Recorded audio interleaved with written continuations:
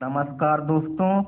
आप लोगों का मेरे चैनल पे स्वागत है। मेरा नाम अर्पित कुमार निराली है। तो आज आप लोगों को फिर कोई नए टॉपिक के साथ आप लोगों के साथ प्रस्तुत हुआ हूँ। तो आज मैं आप लोगों को कुछ एमसीक्यू बताऊंगा इंडियन पॉलिटिकल सिस्टम के ऊपर। तो आशा करता हूँ कि आप लोगों को पसंद आएगी। अगर पसंद आए तो कृपया चैनल को लाइक सब्सक्राइब करना ना भूलें। और मैं आप लोगों से रूबरू होता हूँ, लेकिन उससे पहले मैं आपको जॉर्ज बर्नार्ड शॉ जो कि एक फिलासफर है उनका व्यू आप लोगों के सामने रखता हूँ कि जो लोग कहते हैं हु से it can not be done, जो ये कहते हैं कि ये नहीं किया जा सकता, उनको ये अधिकार नहीं है कि जो वो काम कर रहे हैं उनको रोकें। तो वही बात है कि अगर आप कुछ काम कर रहे हैं तो उसको कंटिन्यूअसली करते रहिए। कोई क्या कह रहा है, कुछ कहने से कुछ होता नहीं है।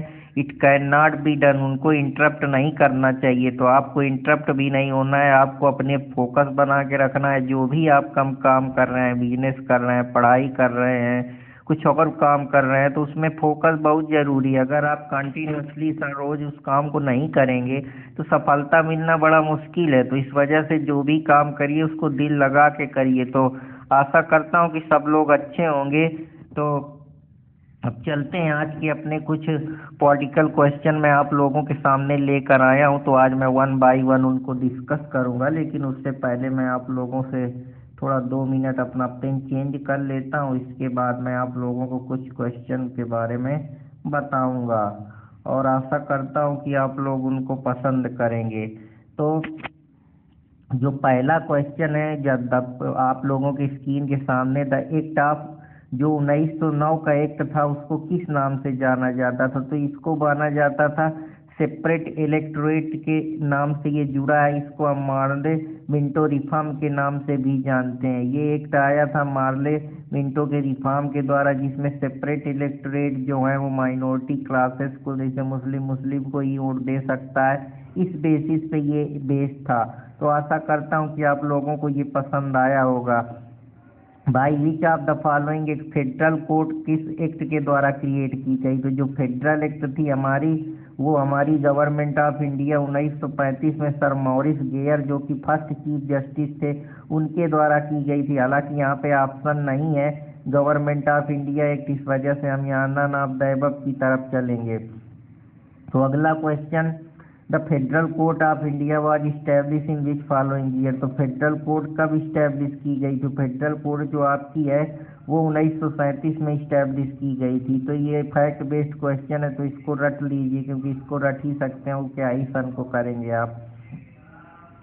Under which of the following diarchy was introduce in central level? जो डायरची था उसके, डायरची का मतलब होता था कि जो पावर है वो गवर्नमेंट ऑफ इंडिया 1919 में डिवाइड था। कुछ पावर थे जो सेंट्रल सब्जेक्ट में रखे गए थे और कुछ थे जो रिजर्व और ट्रांसफर सब्जेक्ट में रखे गए थे।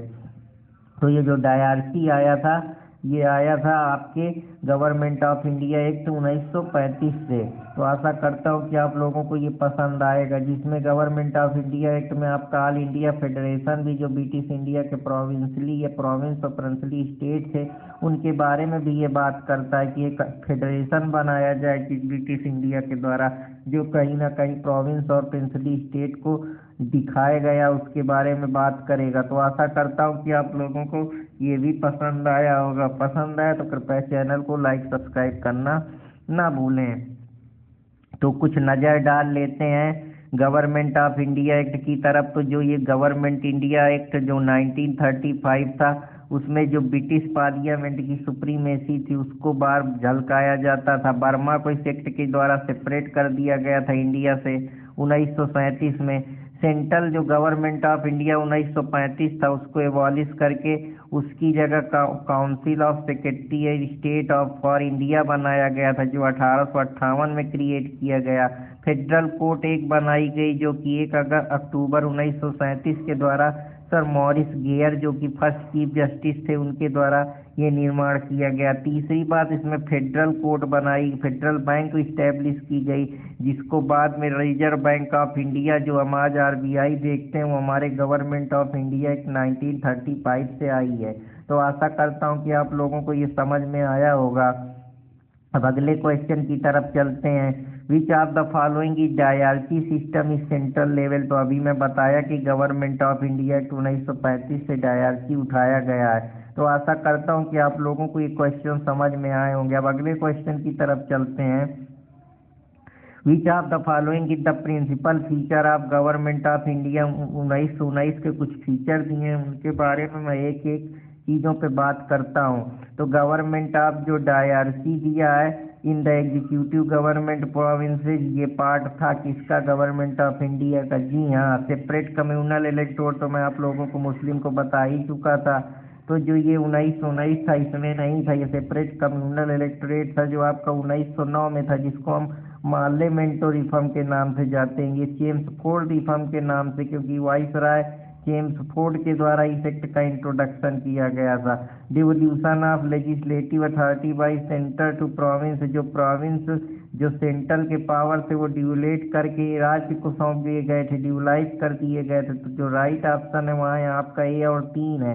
तो गवर्नमेंट ऑफ इंडिया एक्ट 1919 को ही हम ब्रिटिश पार्लियामेंट के द्वारा पास किया था। ये किसके रिकमेंडेशन में? इसमें जो एक सेक्रेटरी ऑफ स्टेट इंडिया का होता था उसकी रिपोर्ट के जरिए इसमें रिफॉर्म लाने का प्रयास किया गया था। जो Edwin Montesquieu viceroy Lord Chelmsford थे, उनको इस एक्ट के नाम से भी जाना जाता है। गवर्नमेंट ऑफ इंडिया एक्ट का दूसरा नाम लॉर्ड चेम्सफोर्ड रिपोर्ट भी है। इस एक्ट में ये था कि ड्यूअल फॉर्म ऑफ गवर्नमेंट होगी, मतलब जो शासन की व्यवस्था होगी वो प्रोविंस में होगी, राज्य में भी होगी और सेंट्रल लेवल पे भी होगी, जिसको डायरकी का नाम दिया गया। जिसमें जो हमारा प्रशासन होगा वो 2 कैटेगरी में, कुछ रिजर्व सब्जेक्ट जो ज़्यादा महत्वपूर्ण है वो सेंट्रल के पास रहेंगे और जो ट्रांसफ़र किए गए वो स्टेट या प्रोविंस के पास रहेंगे।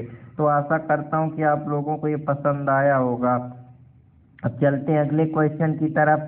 इन the constitution of Indian state principle of dyarchy refer to. तो अभी मैंने बताया कि डीआरकी का मतलब डबल गवर्नमेंट की बात करता है, जहाँ जो पावर होते हैं डिवीजन ऑफ सब्जेक्ट का जो डिलीगेट कर दिया जाता है, अथॉरिटी प्रोविंसेज और सेंट्रल के पास होती हैं, तो उसी को डायरकी बोलते हैं। डायरकी का मतलब होता है डबल रूल, जहाँ पे 2 शासन, 2 एथनिक शासन व्यवस्था होती है। डायरकी ये होता है कि जब आप कोई प्रोविंशियल सब्जेक्ट जो कि रिजर्व है उनमें डिवीजन हो जाता है और कुछ सब्जेक्ट जो ट्रांसफ़र कैटेगरी के हैं और जो रिजर्व सब्जेक्ट है उसमें इम्पोर्टेंट सब्जेक्ट आते हैं, जैसे पुलिस हो गया, जेल हो गया, जस्टिस हो गया, इरिगेशन हो गया।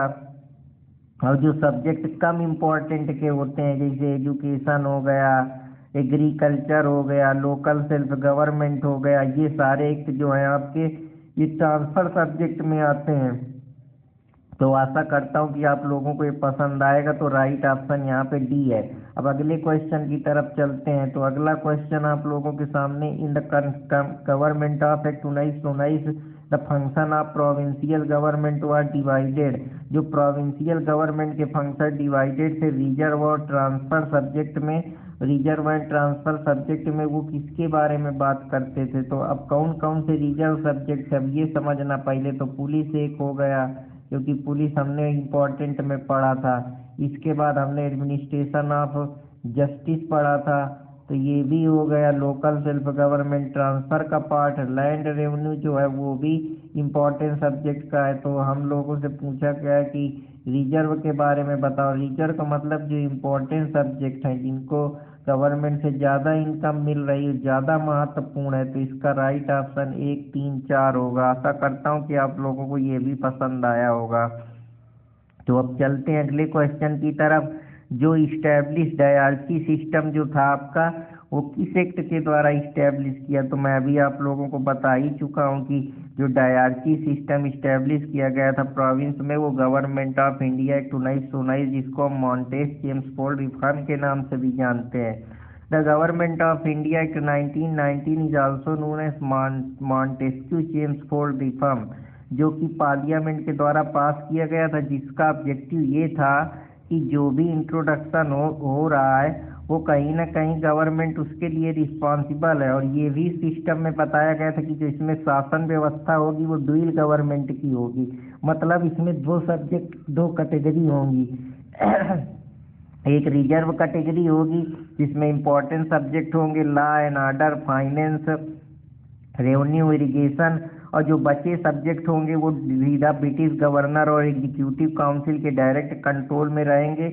और इसके जिनको वो ट्रांसफ़र सब्जेक्ट बोलता है, ट्रांसफ़र सब्जेक्ट में वो सब्जेक्ट रहेंगे जो कम इम्पोर्टेंट, जैसे एजुकेशन है, हेल्थ है, पब्लिक वर्क है, एग्रीकल्चर है, ये सारी चीज़ें। तो ये जो डीवल स्कीम गवर्नमेंट की थी, इसी को हम डायरची के नाम से जानते हैं। तो आशा करता हूँ कि आप लोगों को ये पसंद आएगा। अगर पसंद आए तो कृपया चैनल को लाइक सब्सक्राइब करते रहें। Indian legislature ward made by cameral, किस एक्ट के द्वारा जो इंडियन लेजिस्लेचर था उसको बाई कैमरल पहली बार कर दिया गया? तो जो मॉन्टेस चेम्सफोर्ड रिफॉर्म, जिसको हम मॉन्टेस चेम्सफोर्ड रिफॉर्म के नाम से जानते हैं, उसी का नाम गवर्नमेंट ऑफ इंडिया एक्ट 1919 है। तो जो पहली बार बाई कैमरल आया इंडियन लेजिस्लेचर में, वो आपका Indian government of India act 1919 से आया। तो आशा करता हूँ कि आप लोगों को ये क्वेश्चन समझ में आया होगा। अब चलते हैं अगले क्वेश्चन की तरफ। Which of the following act is a by cameral legislature है सेंटर? कौन सा एक्ट था जो पहली बार बाई कैमरल लेजिस्लेचर सेंटर से लेके आया? तो यही मॉन्टेस चेम्सफोर्ड रिफॉर्म को ही पहली बार बाई कैमरल लेजिस्लेचर सेंटर में इंट्रोड्यूस किया गया। तो आशा करता हूँ कि आप लोगों को ये भी समझ में आया होगा। अब अगले क्वेश्चन की तरफ चलते हैं। द मॉन्टेस चेम्सफोर्ड रिफॉर्म जो 1919 में आया, वो granting all vote women above the 21 of year, तो ये तो कहीं पे नहीं दिया है। तो government India gave reservation reserve seat in the legislature, इसके बारे में दिया है कि जो गवर्नमेंट ऑफ इंडिया 1935 है वो कहीं ना कहीं रिजर्वेशन देता है, कुछ महिलाओं को आरक्षण देता है लेजिस्लेचर, ताकि वो भी उनका प्रतिनिधित्व कर सके। तो राइट ऑप्शन यहाँ पे भी है। 1918 में जो ब्रिटिश ग्रांटेड थे कुछ लिमिटेड सफरेज प्रॉपर्टी होल्डर जो वुमेन है उनको मिला था। तो ये सारी चीज़ें जिसमें ऑल इंडिया वुमेन डिस्प्यूटेशन लेट की गई थी सरोजनी नायडू के द्वारा। तो उसमें जो इंडिया ने सबसे पहले जो डिमांड थी मॉन्टेस चेम्सफोर्ड रिफॉर्म को, इसको हालांकि इग्नोर कर दिया था, लेकिन जो वुमेन थी उनको कोई राइट ग्रांट नहीं किया गया था। लेकिन बाद में ये जब प्रोविंशियल काउंसिल हुए तो वुमेन ने जो उनको थी वो पूरी तरीके से प्रिंसिपल को कम्युनल रिप्रेजेंटेशन की बात की कि कम्युनिटी के जितने भी सब लोग रिप्रेजेंट करेंगे, चाहे वुमेन हो, चाहे लेबर हो, चाहे शेड्यूल कास्ट हो, चाहे कोई डिप्राइव क्लास डिप्रेस क्लास हो, सबको सेपरेट इलेक्टोरेट अधिकार है। तो ये बात कही गई थी गवर्नमेंट ऑफ इंडिया एक्ट 1935 में, इसलिए राइट ऑप्शन यहाँ पे बी है। ये IS प्री 2021 में क्वेश्चन आया है। तो ये क्वेश्चन हल्के में ना लें, अच्छे क्वेश्चन आप लोगों को करा रहा हूँ। Which of the following is Indian civil service? Which of following is correct? Government of India act 1919 provide a separate examination for Indian civil service, तो बिल्कुल सही है। गवर्नमेंट ऑफ इंडिया एक्ट जो 1919 था वो सेपरेट एग्जामिनेशन कराता था अगर कोई भी आदमी सिविल सर्विस की तैयारी करना चाहता है। और ये जो एग्ज़ाम होते थे वो इंडिया में ही होते थे। In Indian civil service 1941 the percentage of Indian was more as compare to European. हाँ जी, बिल्कुल बात है, क्योंकि जो सिविल सर्विस का काम होता था, क्योंकि सारे जितने भी ब्रिटिश कंपनियां थी वो यहीं पे सब करती थी। जो इनका बड़ा अधिकारी होता था कंपनी का, ईस्ट इंडिया कंपनी को, पहले वही को सिविल सर्विस के नाम से जाना जाता था, क्योंकि उसका काम होता था पूरा कंपनी का देख रेख करना, सारी चीज़ का एडमिनिस्ट्रेशन करना। तो वो उसके लिए था, क्योंकि अब इंडिया में था, स्वाभाविक बात है। अब इंग्लैंड से तो क्यूट नहीं, इंडिया के लोग उसको ज़्यादा चार्मिंग मानते थे। एक तो ऑलरेडी इतना सौंसर था, तो सोचते थे कि थोड़ा हम लोग भी अपना परिस्थिति अच्छा कर ले, पार्ट बन जाए अगर गवर्नमेंट का, क्योंकि पूरी तरीके से इंग्लैंड जो था वो इंडिया पे हावी था उस समय, पूरी गुलामी करे हुए था। तो राइट ऑप्शन यहाँ पे बोथ ए एंड बी होगा। तो इसमें जो लॉर्ड मैकुले की रिपोर्ट थी उसमें एक कमेटी सेलेक्ट की गई थी ब्रिटिश पार्लियामेंट में, जो कि ये कहती थी कि मेरिट पे जो बेस्ड होंगे, जो पढ़ने लिखे में धुआंधार बच्चे होंगे, उनको सबसे पहले 1854 में ये कॉन्सेप्ट आया। फिर उसके लिए सिविल सर्विस कमीशन लंदन में पास किया गया, और कॉम्पिटिटिव एग्जामिनेशन का जो स्टार्ट हुआ कहानी वो 1855 से शुरू हुआ लंदन में। हालांकि गवर्नमेंट ऑफ इंडिया 1919 में एक separate exam Indian civil service के नाम से कराने लगी, जो कि सबसे बाद पहले 1922 में इलाहाबाद में शुरू हुआ, लेटर फिर दिल्ली में शुरू हुआ, फिर इसके बाद 1941 से इंडियन सिविल सर्विस, जिसमें से जो परसेंटेज था इंडियन का, क्योंकि अब इंडिया अवेयर होने लगे, पढ़ने लगे, उनको देखा कि एडमिनिस्ट्रेशन में उनको भी थोड़ा मिल सकती है डिसीजन मेकिंग में पावर, एडमिनिस्ट्रेशन कंपनी में, क्योंकि उस समय गरीबी और बहुत ज़्यादा परेशानी थी, अंग्रेज पूरी तरीके से हावी थे, गुलामी में हम लोग जी रहे थे, कोई को अपनी बात रखने का भी अधिकार नहीं था। तो ये सारे फैक्टर हैं जिसकी वजह से लोग इंडियन का परसेंटेज बढ़ रहा था यूरोपियन जो सिविल सर्विस एग्जाम होता था। तो आशा करता हूँ कि आप लोगों को ये भी पसंद आया होगा। By which following act the chamber of provinces, जहाँ पे जो चैम्बर ऑफ प्रोविंस बना था 120 मेंबर किस वाले एक्ट से क्रिएट किए गए थे? तो जो ये एक्ट था मार्ले चेम्सफोर्ड रिपोर्ट, जिसको हम एक्ट ऑफ 1919 बोलते हैं, उसमें जो चैम्बर ऑफ प्रोविंसेस से 120 मेंबर को क्रिएट किया गया था। According to the act of 1919, जो system of chamber of provinces था 120 मेंबर का वो क्रिएट किया गया था। और जो चैम्बर था princes was establish by king emperor George verses proclamation of the 23 August after the government was royal and the chamber was form to forum of princely state wise their need, तो colonial need को बढ़ाने के लिए। तो ये सारी चीज़ें थी। तो आशा करता हूँ कि आप लोगों को ये पसंद आया होगा, और पसंद आया तो कृपया चैनल को लाइक सब्सक्राइब करते रहें और अपने दोस्त अर्पित कुमार इलाहाबादिया को सब्सक्राइब करते रहें। तो फिर चलता हूँ अगले क्वेश्चन की तरफ। आशा करता हूँ कि आप लोग पसंद होंगे, और अगर आप लोगों को पसंद आए तो कृपया चैनल को लाइक सब्सक्राइब करना ना भूलें। The federal system and dyarchy at central was introduce in India. तो जो फेडरल सिस्टम है या डायरकी है सेंट्रल में, वो सबसे पहले इंट्रोड्यूस की गई थी। आप लोगों को मैं बताया ही हूँ कि डायरकी डुअल गवर्नमेंट शासन व्यवस्था और फेडरल व्यवस्था जो होती है उसमें 1935 उसके बारे में बात करता है। ये क्वेश्चन यूपीपीसीएस मेंस में आया है। तो आशा करता हूँ कि आप लोगों को ये भी समझ में आएगा। The provision of establishment of all India federation जो है वो कहाँ पे इंक्लूड हुआ? तो ऑल इंडियन फेडरेशन अभी मैं आप लोगों को बताया कि गवर्नमेंट ऑफ इंडिया 1935 से आया। अगले क्वेश्चन की तरफ चलते हैं। Which one of following it provide the federal policy? Federal policy की बात हमारा गवर्नमेंट ऑफ इंडिया एक्ट 1935 करता है। अगले क्वेश्चन की तरफ चलते हैं। Federal establish the government of India act, जहाँ पे हम कुछ रिसीवडरी पावर जो अन्य पावर होते थे वो किसको दिए जाते थे फेडरल इंडिया एक्ट में? जो हमारा गवर्नमेंट ऑफ इंडिया एक्ट 1935 है, तो वो जो प्रोविंशियल के गवर्नर होते थे उनको जो बचे हुए पावर जो रिसीवडरी पावर होते थे वो दिए जाते थे। तो ये क्वेश्चन IAS प्री 2018 में आया है। तो आशा करता हूँ तो आप लोगों को पसंद आए होंगे। The federal system propose under the government of India act 1935, इसमें all India federation of India की बात की गई थी। जो हमारा फेडरल सिस्टम सबसे पहले प्रपोज हुआ था गवर्नमेंट ऑफ इंडिया 1935 में, वो फेडरेशन ऑफ इंडिया की बात करता है। विच of the following is not a important and permanent constituent of constitution history? जो हमारे गवर्नमेंट ऑफ इंडिया में अडॉप्ट हुआ था उसमें से कौन सा इम्पोर्टेंट चीज़ है जो नहीं था? तो इलेक्टिव रिप्रेजेंटेटिव लेजिस्लेचर के लिए रिस्पॉन्सिबल होंगे, ये था। फेडरेशन की स्कीम थी। नोमिनेशन ऑफिशियल मेंबर में किए जाते थे। हम लोग बात करें, लेकिन रिटेन कॉन्स्टिट्यूशन तब तक इंडिया के लिए नहीं था, क्योंकि तब तक तो ब्रिटिश पार्लियामेंट ही यहाँ पे ब्रिटिश जो ईस्ट इंडिया कंपनी थी वही आदेश थी, ब्रिटिश ऑफिशियलों का यहाँ पे राज था, हम लोग उनके गुलाम थे। तो कॉन्स्टिट्यूशन का सवाल ही नहीं पैदा होता। तो राइट यहाँ पे नॉट पूछा, इसीलिए हमारा रिटेन कॉन्स्टिट्यूशन फॉर कंट्री जो इम्पोर्टेंट फीचर नहीं था, बाकी सारे फीचर थे।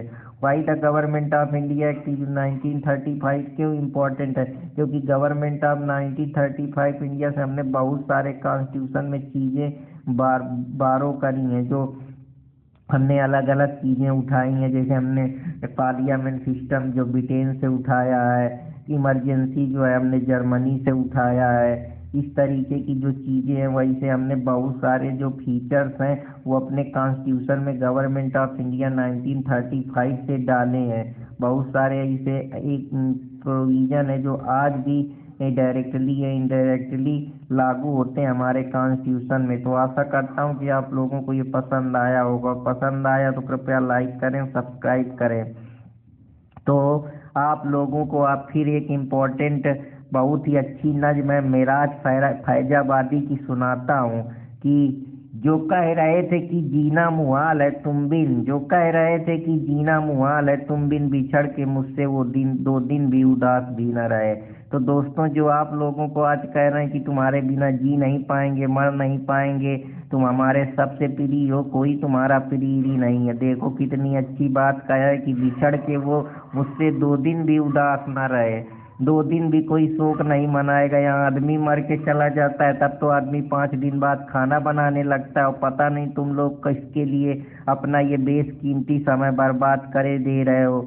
ये हमारी गर्लफ्रेंड है, ये मेरा दोस्त है। दोस्त भी तुमसे इसीलिए जुड़ा है क्योंकि तुम उसकी कुछ मदद कर रहे हो, या तुमको उससे कुछ इंटरेस्ट प्राप्त हो रहा है, या वो तुमसे कुछ फायदा उठाना चाह रहा है। बिना इंटरेस्ट के कोई नहीं जुड़ता। तो अपना समय बेकार लोगों को ना दे, मेहनत करें, मस्त अपने लिए करें। जो अपना बना लेंगे तो सब आपके पास आएंगे, नहीं आपको कोई नहीं पूछेगा। अभी आप तैयारी कर रहे हैं, देख लीजिए कोई हाल चाल लेता है, सब मतलब के लिए फ़ोन करते हैं कि ये वाला नोट्स दे दे, ये पढ़ना है वो पढ़ना है। कोई किसी का नहीं है भाई, इस बात को समझो। तो आशा करता हूँ कि आप लोगों को अर्पित कुमार इलाहाबादिया की ये बातें पसंद आ रही होंगी, और पसंद आ रही तो कृपया चैनल को लाइक सब्सक्राइब करना ना भूलें।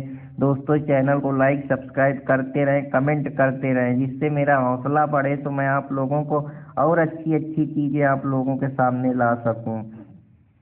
एक फिलासफर है सोक्रेट, जो कि वेस्टर्न फिलासफर हैं। वो कहते हैं कि अपनी ज़िंदगी को इस तरीके से ट्रांसफॉर्म करो, इस तरीके से उसमें बदलाव करो कि एक वर्च्यू दिखे, एक सद्गुण दिखे, एक दया दिखे, एक काइंडनेस दिखे, एक मोरालिटी दिखे। उसमें ऐसे नहीं कि किसी भी आदमी की कोई भी बात अपने दिमाग में डाल लो।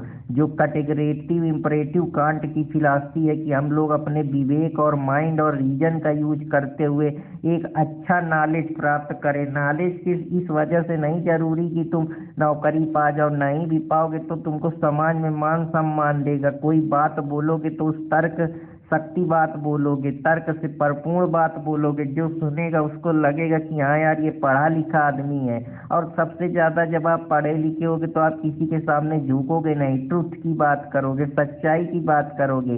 तो सोक्रेटी का ये मानना है। सोक्रेटी एक बहुत ही बड़े दार्शनिक फिलासफर है, वेस्टर्न फिलासफर है। जब कभी मैं फिलॉसफी पढ़ाऊँगा, मेरे चैनल अर्पित इंस्पायरिंग वर्ड से जुड़े, वहाँ मैं आप लोगों को साइकोलॉजी से रिलेटेड भी लेक्चर बताता रहता हूँ। तो कृपया चैनल से जुड़ें और दोस्तों को जोड़ें, शेयर करें, जिससे वो भी कुछ अच्छी चीज़ें सीख सकें। तो आशा करता हूँ कि आप लोगों को ये पसंद आया होगा। अब चलते हैं कुछ और इम्पोर्टेंट क्वेश्चन की तरफ। तो अगला क्वेश्चन आप लोगों के सामने लाया हूँ कि who gave the idea of constituent assembly, किसने जो है कॉन्स्टिट्यूंट असेंबली का पहली बार फॉर्मेशन किया। तो इसके बारे में सबसे पहले जो बताता है स्वराज पार्टी। स्वराज पार्टी जो कि इसका कॉन्फ्रेंस रांची में मई 1934 में किया गया। इसमें ये बताया गया कि जो इंडियन रिप्रेजेंटेटिव है वो 18 साल के अगर हैं तो वो इलेक्ट हो सकते हैं, और इंडियन में सबसे पहले कॉन्स्टिट्यूंट असेंबली की डिमांड रखी। तो ये राइट ऑप्शन इसका स्वराज पार्टी 1934 है। ये क्वेश्चन आपके IAS प्री 1996 में आया है। Who is the beginning presented the idea of Indian constitution, pre independence day में कि हमारा जो इंडियन कॉन्स्टिट्यूंट असेंबली होगी वो उसको किसने प्रेजेंट करा था। तो ये जो हमारे MN रॉय हैं, जो आइडिया ऑफ कॉन्स्टिट्यूंट असेंबली का सबसे पहले पुट फॉरवर्ड करा था MN रॉय ने 1934 में, जो पहले फॉर्मल डिमांड रखे थे कि कॉन्स्टिट्यूंट असेंबली बनाई जाएगी। हालांकि जो कॉन्फ्रेंस स्वराज पार्टी का रांची में 1934 में हुआ था। तो आशा करता हूं कि आप लोगों को ये भी समझ में आया होगा। अगला क्वेश्चन की तरफ चलते हैं। किसने कहा था कि जो कॉन्स्टिट्यूंट असेंबली है वो ऐलान कैन प्रोड्यूस अ कॉन्स्टिट्यूशन, मतलब कॉन्स्टिट्यूंट असेंबली में इतनी दम है कि वो खुद से कॉन्स्टिट्यूशन हमारे कंट्री का बना सकती है, और जितने भी लोग हैं उनकी बिल और इच्छा को फुली रिप्रेजेंट कर सकती है। ये महात्मा गांधी ने कहा था, क्योंकि महात्मा गांधी का जो आर्टिकल आया था 1 वे, उसमें जो हरिजन 19 नवंबर 1939 को उन्होंने एक्सप्रेस करा थी कि कॉन्स्टिट्यूंट असेंबली में इतनी क्षमता है कि वो पूरे देश का कॉन्स्टिट्यूशन बना सकती है और सारे लोगों की मत और इच्छाओं का ध्यान रखते हुए उसको रिप्रेजेंट कर सकती है। तो आशा करता हूँ कि आप लोगों को पसंद आया होगा। ये क्वेश्चन MPPCS प्री 2022 में पूछा गया है।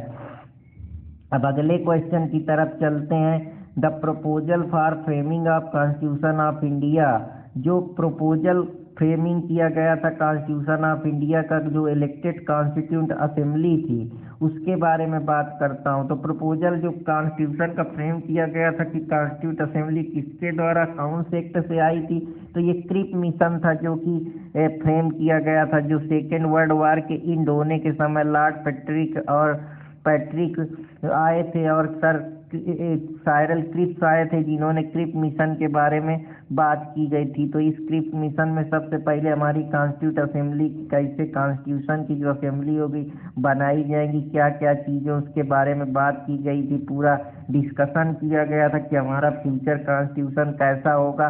तो आशा करता हूँ कि आप लोगों को ये भी पसंद आया होगा। अब अगले क्वेश्चन की तरफ चलते हैं। With reference to the proposal of Cripps Mission, जो क्रिप मिशन था उसके प्रपोजल के हिसाब से कौन कौन सी चीज़ें जो थी हमारे क्रिप मिशन के अंदर थी, तो उसके बारे में ये IS 2022 में आया, इसके बारे में बात करते हैं। The constituent assembly would have member of nominated the provincial assembly as well as principally state, ये तो कहीं बात नहीं थी। Any province which is not prepare to accept the new constitution, कोई ऐसी प्रोविंस जो नई प्रोविंस थी और जो प्रिपेयर नहीं थी कि नया कॉन्स्टिट्यूशन कैसे होगा, तो separate agreement with Britain regarding is future status, हाँ ये बात की गई थी कि हमारा फ्यूचर कॉन्स्टिट्यूशन कैसा होगा, उसके लिए एग्रीमेंट की गई थी। लॉर्ड पैट्रिक्स और ये सारे लोग आए थे। तो क्रिप मिशन जो है वो ब्रिटिश गवर्नमेंट ने अपने जो डेलीगेट्स हैं उनको 1942 में भेजा था, ताकि वो जो एक इस इंडिया का एक डोमिनियन स्टेटस है उसके बारे में बात कर सकें और साथ ही साथ एक सेपरेट यूनियन बनाए जिसमें जो उनका सेपरेट कॉन्स्टिट्यूशन कैसा होगा, नया कॉन्स्टिट्यूशन वो कंट्री के लिए फ्रेम करें। साथ ही साथ इसमें ये भी कहा गया था कि जो प्रोविंशियल असेंबली हैं वो प्रिंसली स्टेट के द्वारा नॉमिनेट होंगी। तो आशा करता हूँ कि आप लोगों को ये भी पसंद आया होगा। अगर पसंद आया तो कृपया चैनल को लाइक सब्सक्राइब करते रहें। As per the cabinet mission plan, the constituent assembly to decide allotted member seat, जो allotted member seat किस एक प्रोविंस के लिए कि उनका एक और रिप्रेजेंटेटिव का रेशियो कितनी पॉपुलेशन से होगा, तो ये जो रेशियो था कॉन्स्टिट्यूट असेंबली का अलॉट करने का मेंबर, ये 10 लाख के हिसाब से डिसाइड किया गया था। The cabinet mission arrived in 1946। The mission proposed to plan the formation of constituent assembly. Indian the representative was based on the population, roughly one representative over 10 lakh population पे एक रिप्रेजेंटेटिव होगा। तो आशा करता हूँ कि आप लोगों को ये भी पसंद आया होगा। अब चलता हूँ अगले क्वेश्चन की तरफ। Who among following person was not a member of cabinet mission, cabinet mission के मेंबर मैं बताया था आपको, AB अलेक्जेंडर थे, पैट्रिक लॉयंस थे, स्टीवन क्रिप्स थे, विलियम वुड का नाम कहीं नहीं था। तो यहाँ पे जो राइट ऑप्शन है, क्योंकि हमसे निगेटिव वर्टेड क्वेश्चन पूछा है, तो विलियम वुड्स होंगे। The member of cabinet mission was sir Patrick Lyons, was the secretary of India in standard. Cripps chairman जो थे और जो AB अलेक्जेंडर थे या विलियम वुड थे, not a member of cabinet mission. तो राइट ऑप्शन यहाँ पे आप लोगों का ए है। The Indian constitution assembly was establish, जो इंडियन कॉन्स्टिट्यूशन असेंबली वो इस्टेब्लिश की गई थी, वो हमारी क्रिप मिशन कैबिनेट मिशन 1946 में इंडियन कॉन्स्टिट्यूंट असेंबली की बात की गई थी, जो कि हमेशा बेस्ड थी इनडायरेक्ट इलेक्शन पे। तो आशा करता हूँ कि आप लोगों को ये भी पसंद आया होगा। Through which plan the constituent assembly created, कौन से प्लान में हमारी कॉन्स्टिट्यूंट असेंबली क्रिएट की गई थी, इसके बारे में बात करते हैं। तो जो हमारी कॉन्स्टिट्यूंट असेंबली क्रिएट की गई थी वो कैबिनेट मिशन प्लान पे की गई थी। तो राइट ऑप्शन यहाँ पे कैबिनेट मिशन प्लान होगा। अब अगले क्वेश्चन की तरफ चलते हैं। अगला क्वेश्चन है कि in the interim government, interim government का मतलब कुछ टेम्पररी पर्पज के लिए गवर्नमेंट फॉर्म की गई थी 1946 में। जिसके वाइस प्रेसिडेंट और एग्जीक्यूटिव काउंसिल कौन थे? तो जवाहरलाल नेहरू को वाइस प्रेसिडेंट और एग्जीक्यूटिव काउंसिल इंटरिम गवर्नमेंट का बनाया गया था।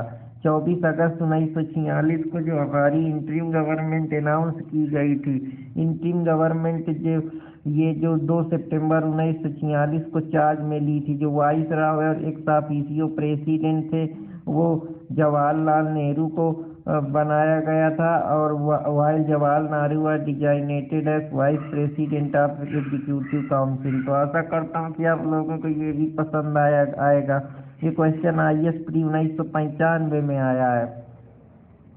Who of the following was not a member of interim national government? कौन से मेंबर नहीं थे जब हमारा इंटरिम नेशनल गवर्नमेंट फॉर्म हो रही थी 1946 में?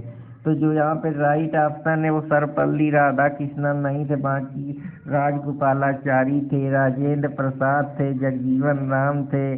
तो उसके बारे में बात करते हैं।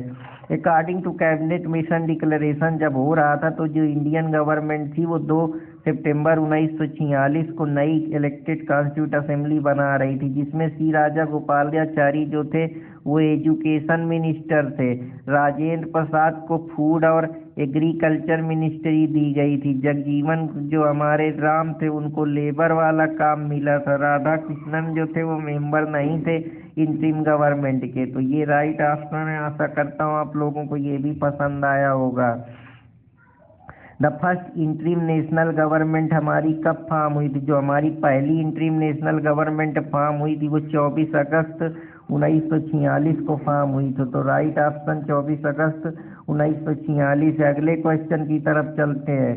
अकॉर्डिंग टू वेवेल प्लान, जो हमारा वेवेल प्लान था जिसमें जो हमारे हिंदू और मुस्लिम थे वो एग्जीक्यूटिव काउंसिल बनाई गई थी, परिषद बनाया गया था जहाँ से एग्जीक्यूशन से रिलेटेड काम होंगे या उनको जो भी डेलीगेशन दिया जाएगा, वर्क दिया जाएगा वो इक्वल होगा। तो क्या ये राइट है? तो बिल्कुल हाँ, ये राइट है। ऐसा था वेवेल प्लान में कि जो हिंदू मुस्लिम होंगे उनको एग्जीक्यूटिव काउंसिल में बराबर का अधिकार मिलेगा। Wavell through it arrangement would avoided the partition of India, उन्होंने की अरेंजमेंट जो है वो अवॉइड कर देगा पार्टीशन ऑफ इंडिया। नहीं, और भी आइडियोलॉजी थी जो इम्पैक्ट डाल रही थी। तो यही तो ट्रू है, लेकिन आर गलत है। तो अब समझते हैं लॉर्ड वेवेल के बारे में। लॉर्ड वेवेल कौन थे, क्या उनकी कथा कहानी थी?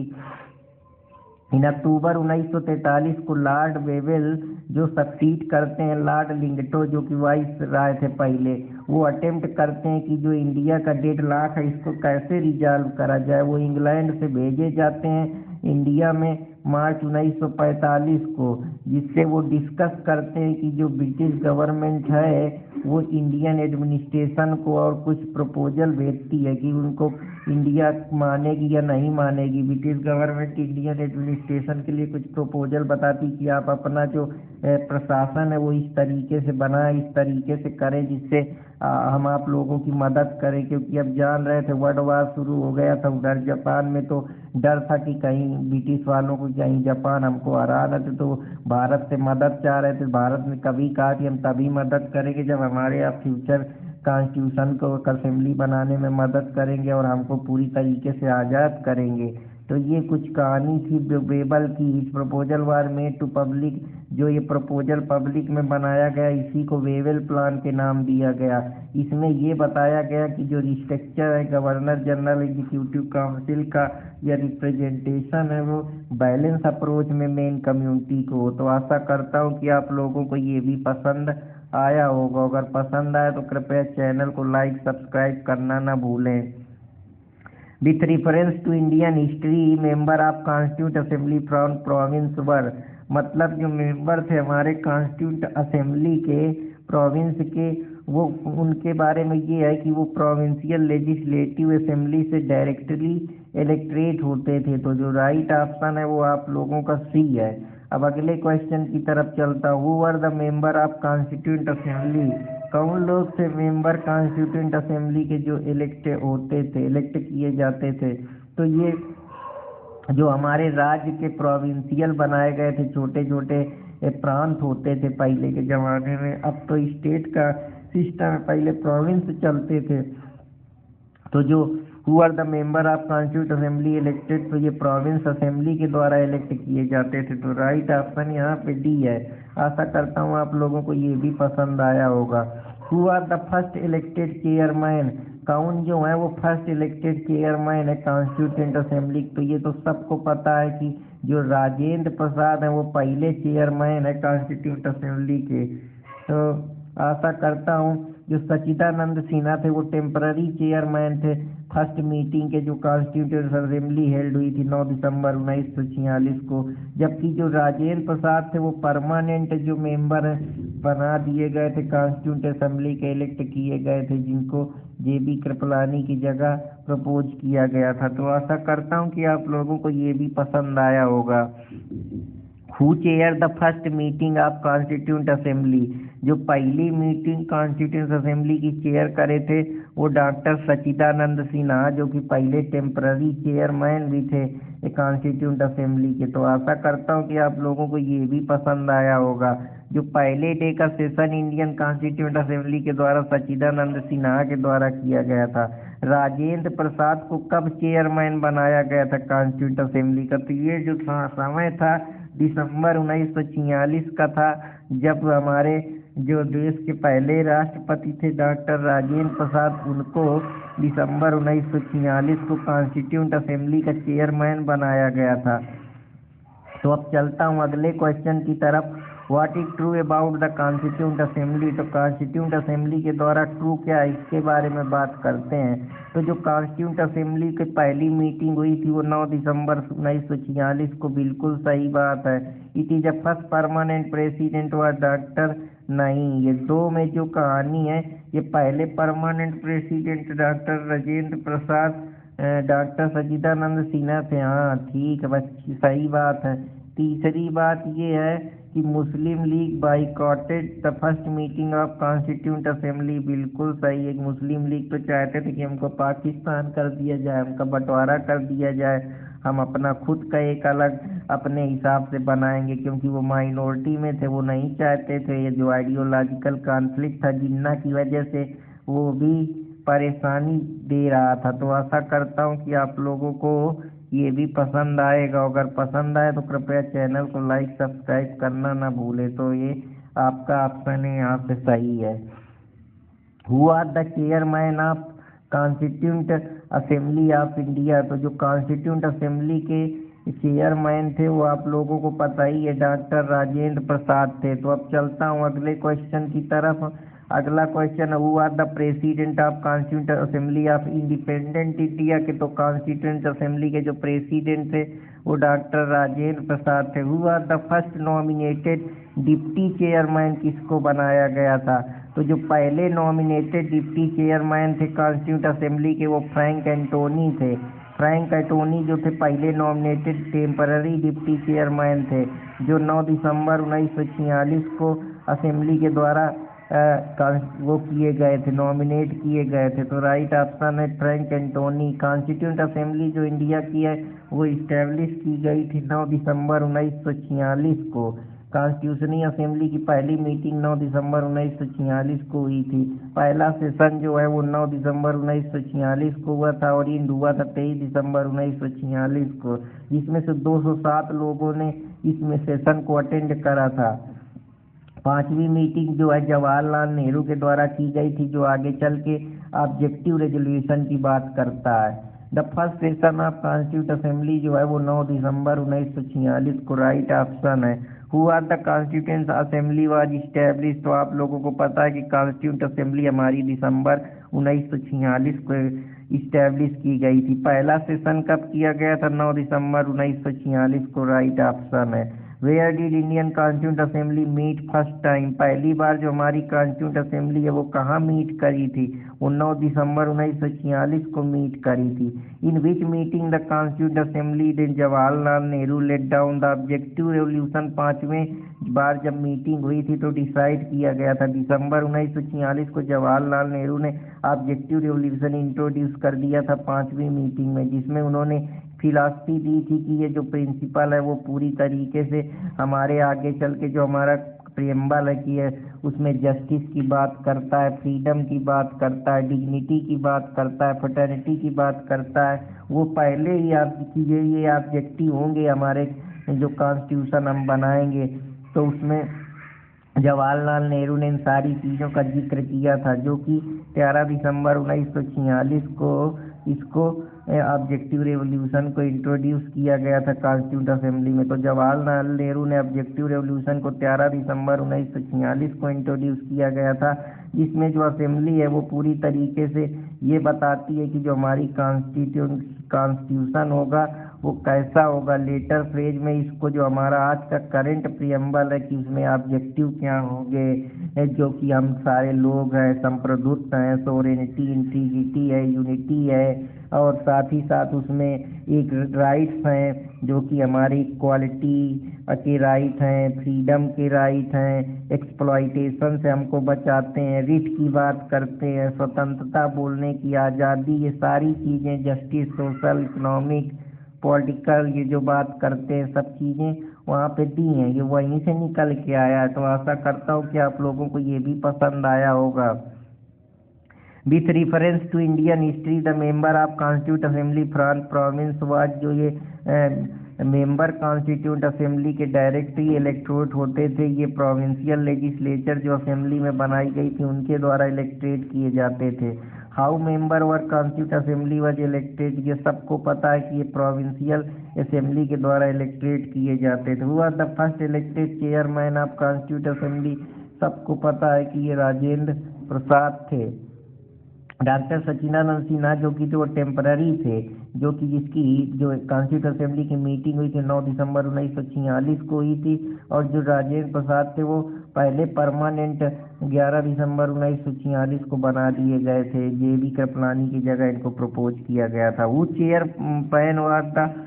Chair the first meeting of constitute assembly, तो जो कॉन्स्टिट्यूट असेंबली की पहली मीटिंग चेयर करे थे वो करे थे doctor Sachchidananda Sinha. The first session of Indian constitute assembly was chaired by doctor Sachchidananda Sinha, जो है पहला सेशन जो है इंडियन कॉन्स्टिट्यूट असेंबली का चेयर करे थे। Rajendra Prasad was elected chairman, जो राजेंद्र प्रसाद थे वो उन्होंने चेयरमैन इलेक्ट किया गया था। जो राजेंद्र प्रसाद थे वह elected as chairman of constitute assembly कब हुए थे, वो दिसंबर 1946 को वो किए गए थे।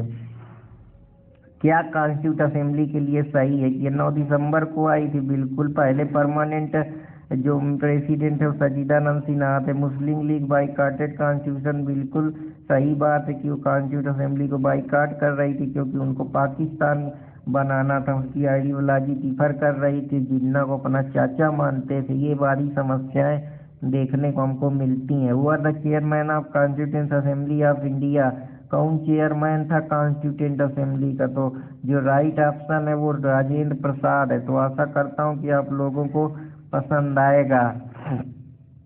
तो अब आप लोगों को एक इम्पोर्टेंट हमारे मुंशी प्रेमचंद के द्वारा एक बात कही गई है कि दूसरों के बल पर वाहवाही लेना आसान है, बहादुर वह है जो अपने बल पर काम करते हैं। तो मैं दोस्तों आप लोगों से यही कहूँगा कि आप दूसरों के दम पे ना उछलें, क्योंकि दूसरे आपको ज़्यादा कितना ऊपर भी उठा दें लेकिन आपकी गरिमा नहीं रह जाएगी। अगर आप दूसरों के दम पे उछलेंगे कि मेरे चाचा विधायक है, मेरे मंत्री फलाना है ढेकाना है, तो उसका कोई मतलब नहीं निकलने वाला है।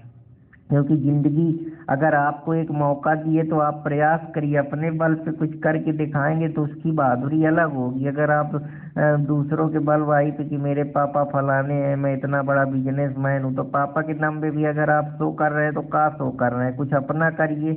मनुष्य का तन मिला है तो कुछ करने के लिए मिला है ना, सोने और खाने के लिए थोड़े मिला है। तो मेहनत करते रहिए, प्रयास करते रहिए, और अर्पित कुमार इलाहाबादिया के चैनल से जुड़े रहिए, और साइकोलॉजी के लिए अर्पित इंस्पायरिंग वर्ड को भी लाइक सब्सक्राइब करते रहिए, जिससे आप लोगों को बहुत सारी चीज़ें मिलेंगी। अगर आप अपने बल पे कुछ करेंगे अच्छा प्रोग्रेस करेंगे तो आपको अच्छा लगेगा, अच्छा फील करेंगे। पढ़ाई करते रहिए सिर्फ इस वजह से नहीं कि सबको रोजगार तो जरूरी, साथ ही साथ ये आपको समाज में भी वैल्यू देता है, आपका मान सम्मान भी बढ़ाता है, आपको सोचने समझने की तर्क बुद्धि देता है। इसलिए पढ़ते रहिए। तो आशा करता हूँ कि आप लोगों को पसंद आया होगा।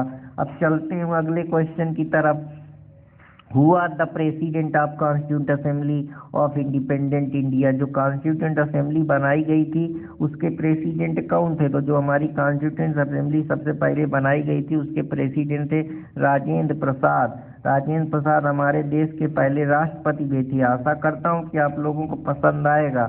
Who are the first nominated deputy chairman. जो हमारे डिप्टी चेयरमैन सबसे पहले फ्रैंक एंटोनी बनाए गए थे। फ्रैंक एंटोनी जो हमारे टेम्पररी डिप्टी चेयरमैन थे कॉन्स्टिट्यूट असेंबली में, जो दिसंबर 9 1946 को कॉन्स्टिट्यूट की गई थी। तो जो हमारी कॉन्स्टिट्यूंट असेंबली थी इंडिया की वो इस्टेब्लिश की गई थी 9 दिसंबर 1946 को। फर्स्ट सेशन जो हमारी कॉन्स्टिट्यूंट असेंबली का था वो 9 दिसंबर 1946 को था। फिर was the constituent assembly was establish. तो ये जो कॉन्स्टिट्यूंट असेंबली थी हमारी दिसंबर 1946 को की गई थी। Who are the first session of the constituent assembly. का जो पहला सेशन था वो 9 दिसंबर 1946 को किया गया था। When did Indian Constituent Assembly meet the first time? पहली बार जो हमारी इंडियन कॉन्स्टिट्यूंट असेंबली मीट थी वो 9 दिसंबर 1946 को की गई थी। इन विच मीटिंग जो हमारा नेहरू रेवोल्यूशन है वो 5वें मीटिंग में डिसाइड किया गया था। जो हमारा ऑब्जेक्टिव रेवोल्यूशन है वो 11 दिसंबर 1946 को जो हमारे बाद में उसको प्रियम्बल के नाम से मर्ज कर दिया गया, कनकरेंट कर दिया गया, उसके बारे में बात करता है। अब कुछ और क्वेश्चन आप लोगों के सामने लाया हूँ। जो हमारा कॉन्स्टिट्यूशन है वो कब बन के तैयार हुआ था इसके बारे में बात करते हैं। तो जो हमारा कॉन्स्टिट्यूशन बन के तैयार हुआ था वो 2 वर्ष 11 माह 18 दिन में बन के तैयार हो गया था। तो आशा करता हूँ कि आप लोगों को ये भी पसंद आएगा। अगर पसंद आए तो कृपया चैनल को लाइक सब्सक्राइब करते रहें। 2 ईयर 11 माह 18 दिन में हमारा संविधान बन के तैयार हो गया था। जो हमारा कॉन्स्टिट्यूशन ऑफ इंडिया है वो 26 जनवरी 1950 को बन के अडॉप्ट कर लिया गया था, जिसमें 299 मेंबर कॉन्स्टिट्यूंट असेंबली के इस कॉन्स्टिट्यूशन को ड्राफ्ट करे थे 3 साल में। जो हमारा कॉन्स्टिट्यूंट असेंबली बना था वो 9 दिसंबर 1946 को, जिसमें डॉक्टर राजेंद्र प्रसाद हैं जो अननेसेसरली इलेक्ट किए गए थे प्रेसिडेंट। तो आशा करता हूँ कि आप लोगों को ये भी पसंद आएगा। अगर पसंद आए तो कृपया लाइक सब्सक्राइब करते रहे चैनल को। तो अब चलते हैं अगले क्वेश्चन की तरफ। Who was the constituent adviser of formation of. जो हमारे कॉन्स्टिट्यूंट एडवाइजर थे वो डॉक्टर BN राव थे। तो right option sir Benegal Narasimha Rao, उनका पूरा नाम था बेनेगल नरसिंह राव, जो कि हमारे कॉन्स्टिट्यूशन में कॉन्स्टिट्यूशनल एडवाइजर की क्या क्या एडवाइस दे रहे थे, कैसे कैसे हम कॉन्स्टिट्यूशन को फॉर्म करेंगे। तो राइट ऑप्शन यहाँ पे ये है। जो पहला ड्राफ्ट हमारा कॉन्स्टिट्यूशन का बनाया गया था वो सर बेनेगल नरसिंह राव के द्वारा बनाया गया था। तो राइट ऑप्शन यहाँ पे BN राव के बारे में बात करते हैं। अब चलते हैं अगले क्वेश्चन की तरफ। When was the third reading. हमारी इंडियन कॉन्स्टिट्यूशन की कब स्टार्ट हुई थी? जो हमारी थर्ड मीटिंग स्टार्ट हुई थी वो 17 नवंबर 1949 को हुई थी। हालांकि यहाँ पे कोई ऑप्शन नहीं थी, ये क्वेश्चन गलत है, क्योंकि जानबूझकर ये जो एग्जाम होते हैं इनमें ऐसे क्वेश्चन रखे जाते हैं ताकि इनमें दोबारा से चैलेंज करे तो और समय टूटे, क्योंकि वैकेंसियाँ आजकल सब दर्दे देती हैं। The constitution of India was completed. जो कॉन्स्टिट्यूशन हमारा ऑफ इंडिया कंप्लीट हुआ था वो नवंबर 26 1949 को कंप्लीट हो गया था। द प्रेम्बल ऑफ कॉन्स्टिट्यूशन जो हमारा कहता है we the people of India endorse our self constitution. हम 26 नवंबर 1949 को अपना कॉन्स्टिट्यूशन दे दिए थे। इसी डेट को हम डेट ऑफ एडॉप्शन मानते हैं, क्योंकि इसी दिन हमारा जो कॉन्स्टिट्यूशन था वो कंप्लीशन माना जाता है। तो ये सारी चीज़ें हैं। ट्रांजिशनल और जो स्पेशल प्रोविज़न थे वो इफेक्ट से ख़त्म हो गए थे। जो रेस्ट प्रोविज़न था वो हमारा 26 नवंबर 1950 से लागू कर दिया गया था। इसीलिए हम 26 जनवरी 1950 को अपना कॉन्स्टिट्यूशन का होल इन्फोर्समेंट मनाते हैं। आशा करता हूँ कि आप लोगों को ये भी समझ में आया होगा। The Indian constitution was adopted. जो हमारा इंडियन कॉन्स्टिट्यूशन अगर एडॉप्टेड पूछे तो 26 नवंबर 1949 को बन के तैयार हुआ था। एडॉप्टेड तो 26 नवंबर 1949, एडॉप्टेड तो 26 नवंबर 1949। अगर फोर्स की बात करें कि किस दिन लागू हुआ तो वो 26 जनवरी 1950 को हुआ था। Constitution of India came in the force जब फोर्स में आया तो वो आया 26 जनवरी 1950 को, जो Republic is govern in the term of constitution of India, जिसका मतलब है कि हम एडॉप्ट करे थे कॉन्स्टिट्यूट असेंबली में। इस दिन हमारा बना 26 नवंबर 1949 को हमने इसको बना के कंप्लीट कर दिया। लेकिन इसको फोर्स में कब ला, इसका इफेक्ट कब आया, तो वो 26 जनवरी से 1950 से इसका इफेक्ट शुरू हो गया था। जब जनवरी 26 हुआ सिलेक्टेड है date of inauguration of constitution, क्योंकि हमने जब लाहौर का कांग्रेस का सीजन, तो हमने वहाँ 1930 में ही अपना पूर्ण स्वराज की बात कर दी थी। लेकिन हम वहाँ उतनी समय बिजी थे, तो हम लोगों ने ये डिसाइड करा था कि जब हम लोग पूर्ण स्वतंत्र हो जाएंगे तो हम इस दिन को रखेंगे अपना एक हम जो मनाते हैं अपना 26 जनवरी कि आज के दिन हमारा देश स्वतंत्र हुआ था। तो इस वजह से आशा करता हूँ कि आप लोगों को ये भी पसंद आया होगा। अगर पसंद आया तो कृपया चैनल को लाइक सब्सक्राइब करते रहें। किस एक्ट के तहत जो बर्मा है वो इंडिया से अलग किया गया था, तो ये गवर्नमेंट ऑफ इंडिया एक्ट 1935 में आप लोगों को ऑलरेडी बताया था, उसमें इसी की बात की गई थी। तो अब हम constitution of assembly and making of the constitution को थोड़ा समझ लेते हैं कि हमारा कॉन्स्टिट्यूटेंट असेंबली जो बनाई गई, कैसे हमारा कॉन्स्टिट्यूशन बना, जरा उसके बारे में थोड़ी जानकारी अर्जित करने का प्रयास करते हैं। तो जो हमारा first formal demand constituent assembly का किया गया वो स्वराज पार्टी के द्वारा जो हमारी रांची में एक कॉन्फ्रेंस हुई थी उसमें बताया गया। और जो आइडिया हमारे कॉन्स्टिट्यूंट असेंबली का सबसे पहले आया वो एम.एन. रॉय के द्वारा आया।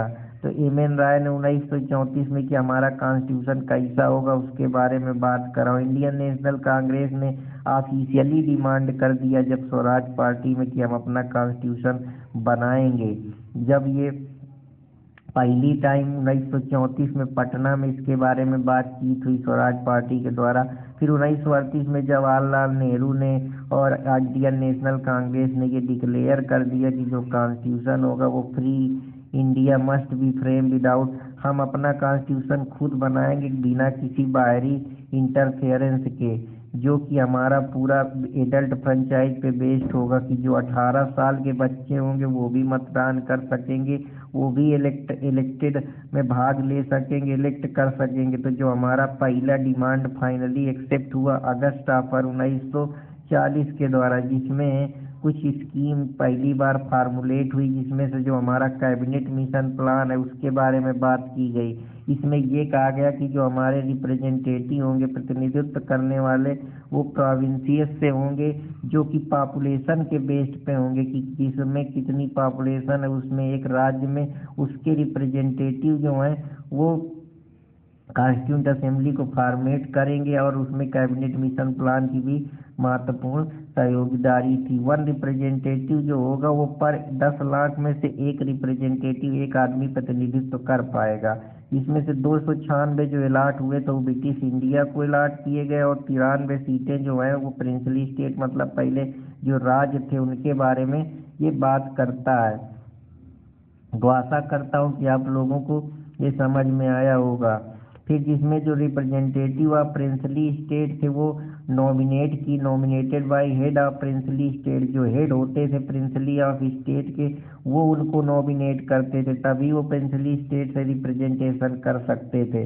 द इलेक्शन जो कॉन्स्टिट्यूंट असेंबली का सीट में होता था वो 296 सीटें थी उस समय।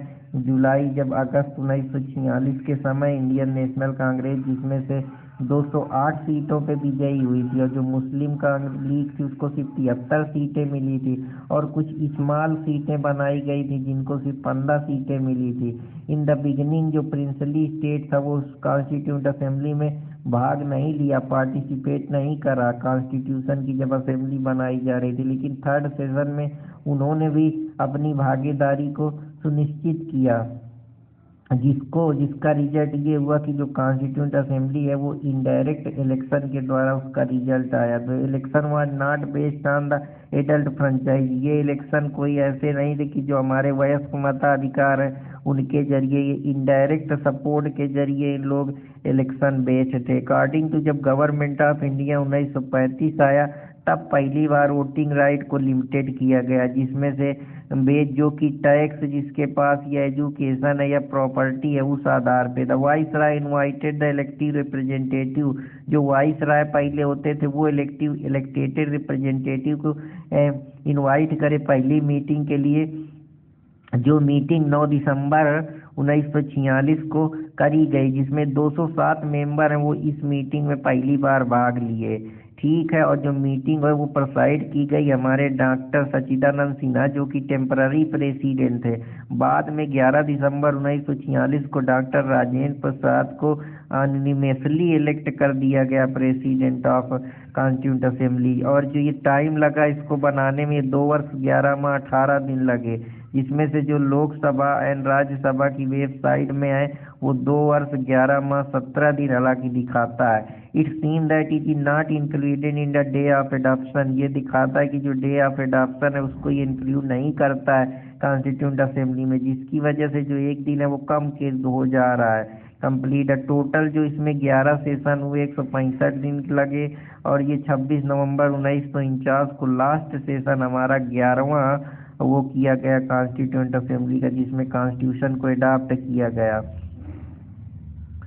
और 24 जनवरी 1950 को हमने सिग्नेचर करके सर कॉन्स्टिट्यूशन में सर बेनेगल जो नरसिंह राव हमारे BNN राव जो कॉन्स्टिट्यूशनल एडवाइजर थे उनको अपॉइंट कर दिया गया। और 26 नवंबर 1949 को हमारे जो पीपल थे इंडिया के उन्होंने इसको अडॉप्ट कर दिया, इनेक्ट कर दिया और हमारे देश का एक कॉन्स्टिट्यूशन को गढ़ दिया।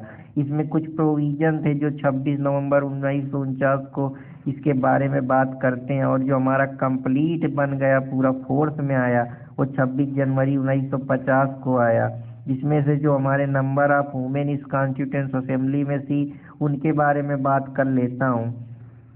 जो विजय लक्ष्मी पंडित थी, राजकुमारी अमृत कौर थी, सरोजनी नायडू थी, सुचेता कृपलानी थी, पूर्णिमा बनर्जी थी, दुर्गा बाई थी, हंसा मेहता थी, कमला चौधरी थी, बेगम अजीज रजूल थी, एनू मस्कीरी थी, अम्मू सोनिधान थी।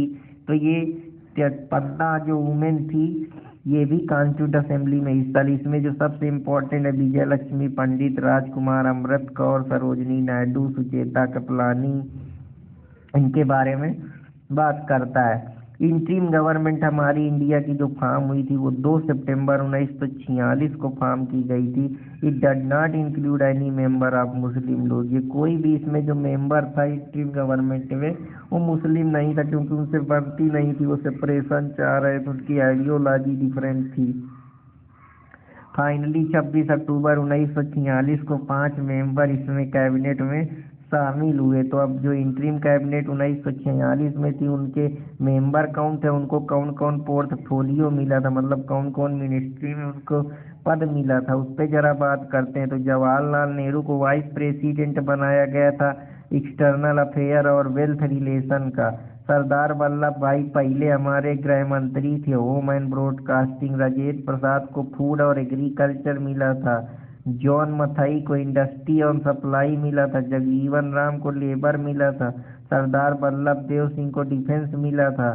सीबी छाबा को वर्क माइन एंड पावर मिला था। लिकायत अली को फाइनेंस की बात की गई थी।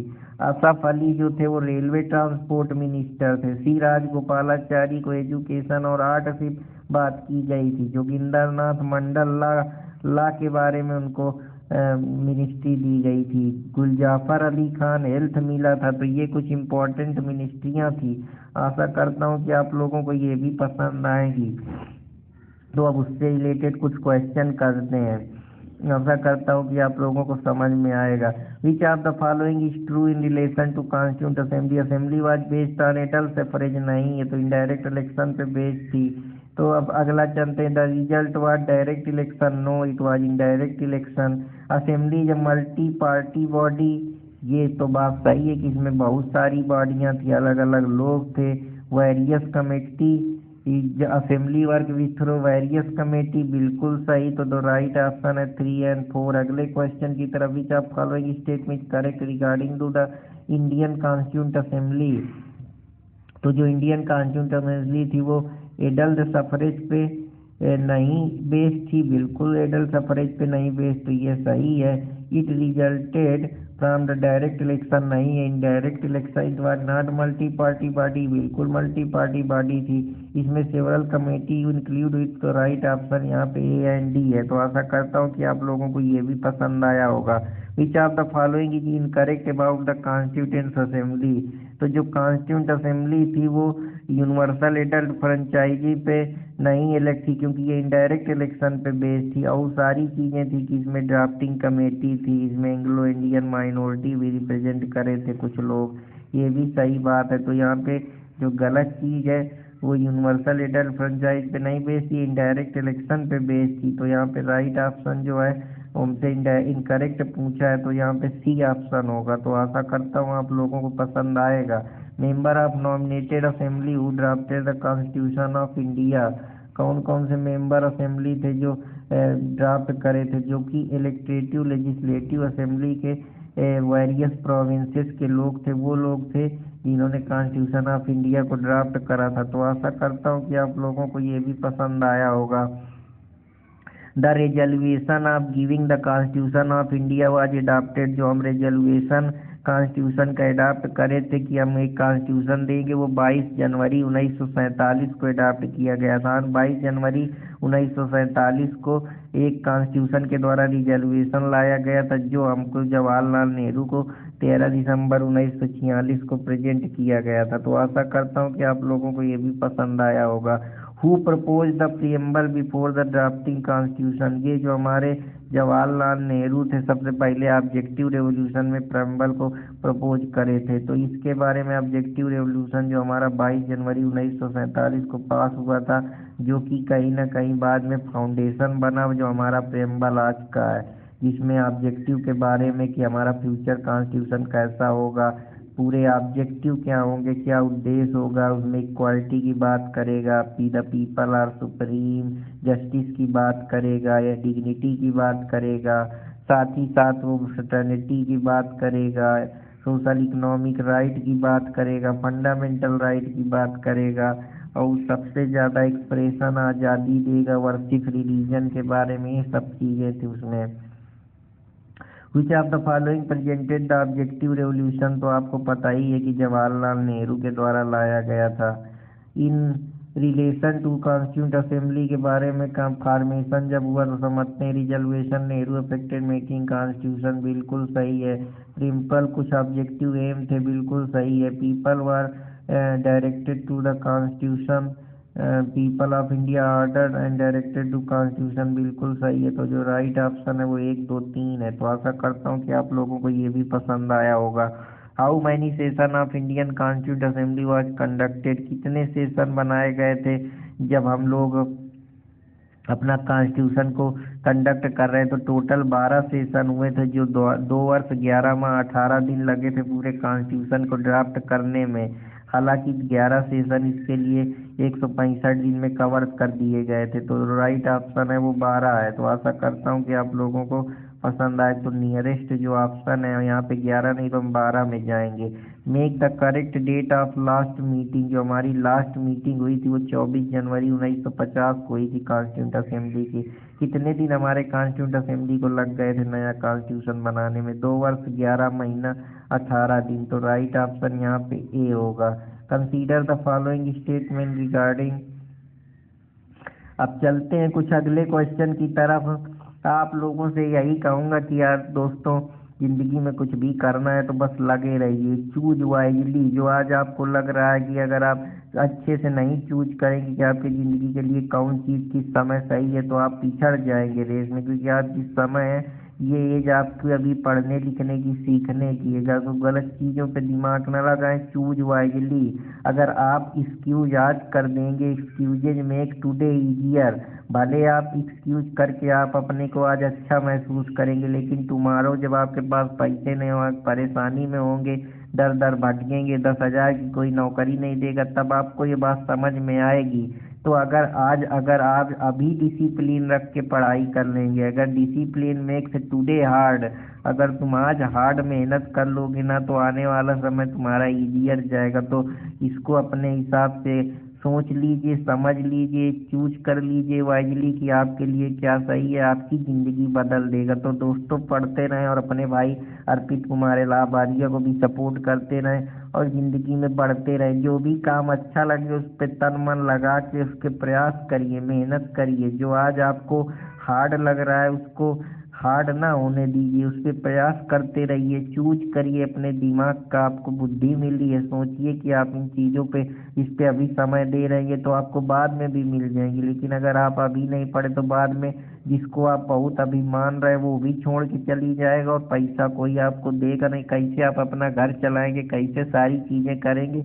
आप लड़के हैं, समाज की बहुत खास रियलिटी है। इसलिए पढ़ते रहें और अपने दोस्त अर्पित कुमार इलाहाबादिया को भी सब्सक्राइब करते रहें, लाइक करते रहें और अपने अंदर एक विश्वास पैदा करें। डरे नहीं, ये समझें कि मैं सेल्फ कॉन्फिडेंस आपका सबसे बड़ा पावरफुल हथियार है, सुपर पावर है। जो भगवान की तीसरी नेत्र है वो आपके अंदर ही है, कहीं झांकने की जरूरत नहीं है।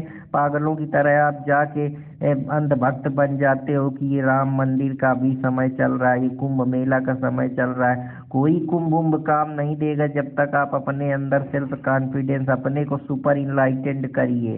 अब योगा करिए, ध्यान करिए, अपने अंदर बिलीफ पैदा करिए कि आप कर सकते हैं, तभी मैजिक स्टार्ट होगा, हैपनिंग होना। ऐसे मैजिक नहीं आएगा कि आप एक दिन रात सोचने समझने की कला विकसित करिए, इंटरलिंकिंग करिए, चीज़ों को जोड़िए तोड़िए, तो आप जल्दी किसी भी चीज़ को ग्रैब कर पाएंगे और लंबे समय तक वो रिटेन रहेगी, याद रहेगी। मेमोरी टेक्निक का काम करिए, निमोनिक्स बनाइए, PQRST मॉडल का यूज करिए। मेरी साइकोलॉजी वाले लेक्चर से जुड़िए, वो आपको वहाँ बहुत सारी चंकिंग मेथड का यूज करिए, पोमोडोरो टेक्निक के जरिए पढ़ाई करिए, हंसिए, अपने को रिवार्ड दीजिए जिससे आप बेहतर महसूस करें और डरिए नहीं। समाज में आपको लोग क्या कहते हैं, लोगों का कुछ तो लोग कहेंगे, लोगों का काम है कहना, कहने दीजिए, आप करते रहिए। जिस दिन आप सफल हो जाएंगे ना, सब आदमी सब कुछ भूल जाएगा।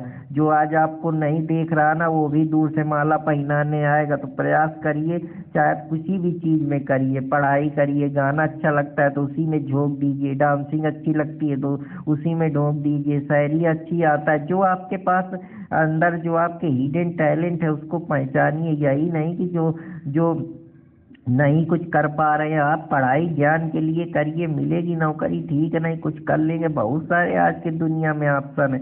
आपसे बेहतर बेकार से बेकार लोग, जब ना तो इतना टेक्नोलॉजी थी ना ज़्यादा इतनी फ्रीडम थी, तब लोगों ने इतिहास रच दिया। तो आप तो अभी बहुत यंग हैं, आप इतनी जल्दी कैसे हार मान सकते हैं? आप इलाहाबादिया के स्टूडेंट है, इतनी जल्दी से हम लोग हार नहीं मानते हैं। मैं भी आप लोगों की तरह ही 25 साल से संघर्ष कर रहा हूँ और भी जारी है और लड़ते रहेंगे। हारना हम लोगों की जिंदगी में मना है।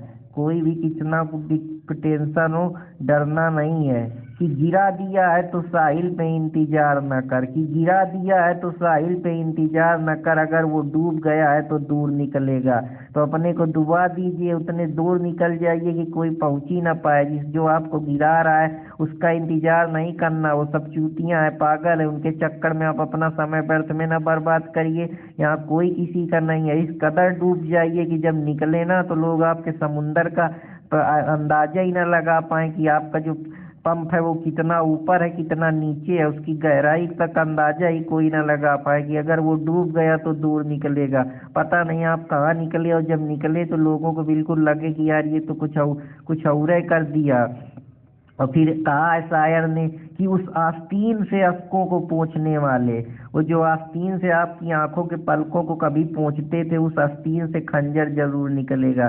तो वो जो घड़ियाली आंसू दिखा के आपके दोस्ती यारी की बात करते हैं ना, उस आस्तीन से खंजर जरूर निकलेगा। तो बहुत ही मैं आप लोगों को अमीर कलज बस किए जो कुछ नज़में हैं जिनके माध्यम से बता रहा हूँ कि यहाँ कोई किसी का नहीं, कि अगर वो डूब गया तो दूर निकलेगा और गिरा दिया तो साहिल पे इंतजार न कर, उसके आस्तीन से अश्कों को पोंछने वाले, उस आस्तीन से खंजर जरूर निकलेगा। और यकीन आए तो इस बात पूछ कर देख लो, यकीन ना आए तो इस बात पूछ कर देखो, जो हंस रहा है वो जख्मों से चूर निकलेगा। तो जो आज आपको हंसते हुए दिख रहे हैं ना, उनका भी अतीत रहा है, उनका भी भविष्य रहा है, उन्होंने मेहनत करी है तब जाके उनको सफलता मिली है। कितना खूब कहा है बशीर बद्र ने। आपको 2 लाइनें सुनाता हूँ बशीर बद्र की, कि वही है ना कि तुमने मेरा कांटों भरा बिस्तर नहीं देखा, तो जो आपने उनका कांटों भरा बिस्तर नहीं देखा मतलब उन्होंने उसके पीछे उनकी गहन अध्ययन है, प्रयास है, मेहनत है, तब वो आज चमक रहे हैं। और मुझे कोई ये फूल विरासत में नहीं मिले, तुमने मेरा कांटों भरा बिस्तर मतलब कोई विरासत में नहीं कि मुझे घर से चीजें मिली आ रही। तो यहाँ लड़ना है तब लोग छीनोगे, लड़ोगे तब मिलेगा। और अर्पित इंस्पायरिंग वर्ड से लाइक सब्सक्राइब करते रहे और जुड़े रहे अपने भाई अर्पित कुमार इलाहाबादिया को सपोर्ट करते रहे। इसी उम्मीद और जोश के साथ फिर मिलूंगा कोई टॉपिक के लिए, तब तक अपने भाई अर्पित कुमार इलाहाबादिया को इजाजत दिए। जय हिंद दोस्तों, जय भारत।